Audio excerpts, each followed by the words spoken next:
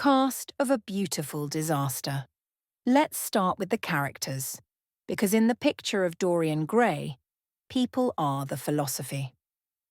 The story moves through a world of leisure and privilege, a circle of upper-class men who do not work for a living, but instead devote themselves to art, conversation, and pleasure. At the centre is Dorian Gray, golden-haired, blue-eyed, seemingly innocent. He begins as purity itself, but under the right, or wrong caste influence, that innocence curdles into corruption. Even his background sounds Gothic, a mother who defied her aristocratic family for love, leaving Dorian both romantic and doomed from the start. Basil Hallward, the painter, sees Dorian as the embodiment of beauty and moral idealism. He's both artist and worshipper, pouring so much of himself into Dorian's portrait that he's afraid to show it. He genuinely cares for Dorian's happiness, which in this novel is one of the most dangerous things you can do. Then there's Lord Henry Wotton, the charming philosopher of pleasure. A tall, graceful man with a beautiful voice and flower-like hands. He's a master of conversation. He can dazzle anyone. A true aesthete, he treats life as an experiment in style. Now, what makes Wilde's novel so bold is how it flips the moral universe of Victorian England on its head. For most of the century, literature was about virtue, restraint, and moral clarity, novels that were supposed to make you a better person. But by the 1890s, that confidence was cracking. The fin de siècle brought decadence, doubt, and desire. Writers like Stevenson in Dr. Jekyll and Mr. Hyde revealed the dark double beneath respectability. Wilde took that duality and turned it into style itself. Dorian Gray transforms morality into performance and beauty into temptation. It embodies the credo of art for art's sake. The idea that art needs no moral excuse. The result is a novel as glittering as it is unsettling, a portrait not just of a man, but of a century losing faith in its own virtue. Aestheticism, art for art's sake. Aestheticism begins with a simple idea. Art should serve no purpose outside itself. For Wilde, art was not a sermon, and the novel was not a moral classroom. He rejected the Dickensian belief that literature should improve you.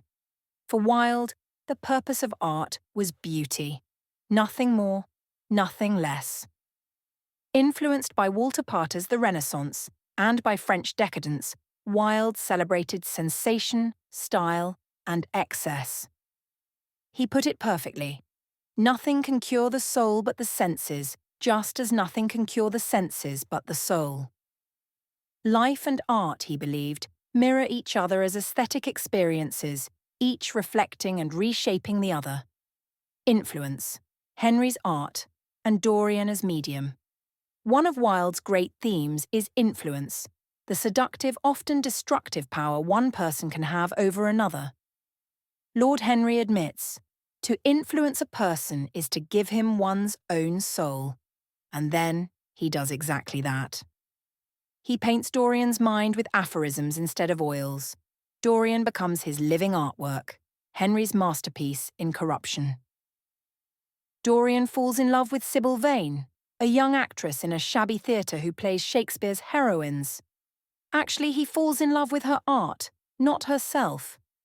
When real love ruins Sybil's ability to perform, Dorian abandons her. She is no longer art. Sybil, destroyed by love, takes her own life. Dorian's reaction? Aesthetic fascination. He calls it a marvellous experience, her finest tragedy, and goes to the opera. Lord Henry approves.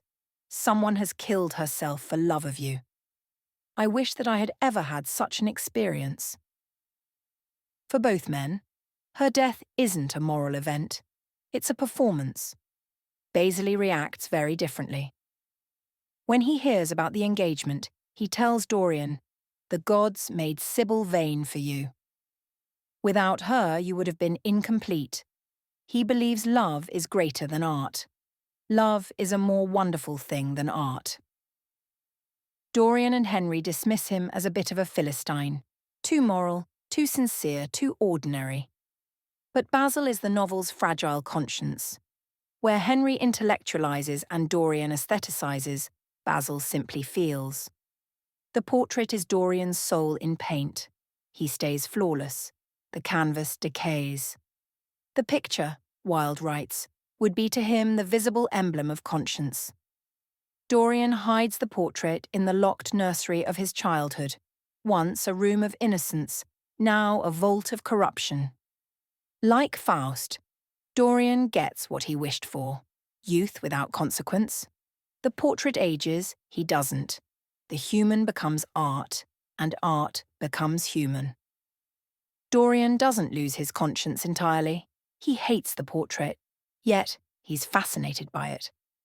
There's a dark thrill in knowing that the painting, not he, bears the burden of his sins. His tragedy isn't that he has no conscience, it's that even his conscience becomes part of his aesthetic pleasure. He admires his own corruption like a work in a private gallery. When Basil finally sees the portrait, he's horrified. He begs Dorian, "Pray, Dorian, pray. The prayer of your pride has been answered. The prayer of your repentance will also be answered. I worshipped you too much. I am punished for it. You worshipped yourself too much. We are both punished." In this moment, Basil confesses his own sin, idolatry. He has worshipped Dorian as if he were a god, and now sees their downfall as divine retribution. The echo of the second commandment, "Thou shalt have no other gods before me," is unmistakable. Basil longs for Dorian's redemption through repentance, believing that only prayer can cleanse what art has corrupted. Dorian answers with rage. In a madness of a moment, he murders Basil, silencing the last voice of conscience. Afterward, Dorian doesn't seek forgiveness, he seeks erasure. He summons Alan Campbell, a chemist, to dispose of Basil's body. "Oh, you are the one who is able to save me," Dorian insists. "Alan, you are scientific. What you have got to do is to destroy the thing that is upstairs, to destroy it so that not a vestige of it will be left." Here, Dorian replaces prayer with experiment. What Basil sought through faith, Dorian seeks through chemistry. Science becomes a solvent for guilt. Matter can be dissolved, morality can be denied. And yet, despite everything, the murder, the lies, the decay, Dorian remains at the centre of fashionable society. His beauty protects him. The world forgives what it finds aesthetically pleasing. Dorian's life becomes proof that appearance outweighs virtue, that society worships surfaces more than souls. New hedonism, Lord Henry's philosophy. Lord Henry's philosophy runs through it all. Repression sickens the soul. Life is short. Experience is everything. There is no such thing as a moral or an immoral experience, he says. Experience was merely the name men gave to their mistakes. For him, life itself is an aesthetic experiment, every emotion a sensation to be studied. Some critics have read this as a secret message to Wilde's queer readers, a coded call to reject repression and live truthfully. Later, Dorian tries, or pretends, to change.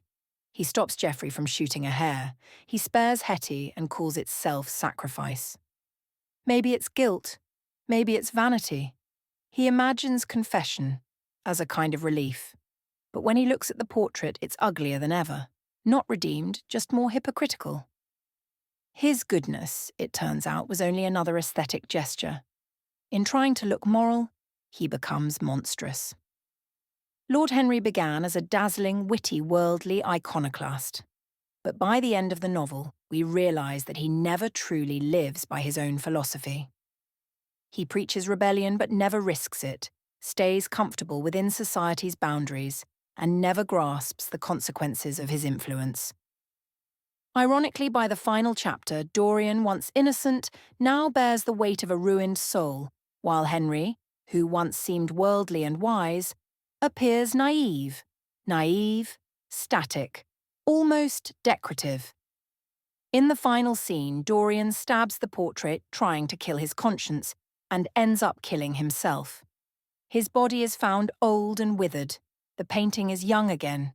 Body and soul reunite, but only in death. On one level, the ending reads as a moral fable. Dorian, unable to reconcile beauty with conscience, destroys himself. He sought to offload guilt onto art, but the soul and its sins can't be separated from the self. Yet there's another way to read it. The moment Dorian calls the Yellow Book dangerous, he betrays aestheticism itself by moralizing art. Wilde's beautiful contradiction. Wilde's novel glitters with ideas that don't always fit neatly together.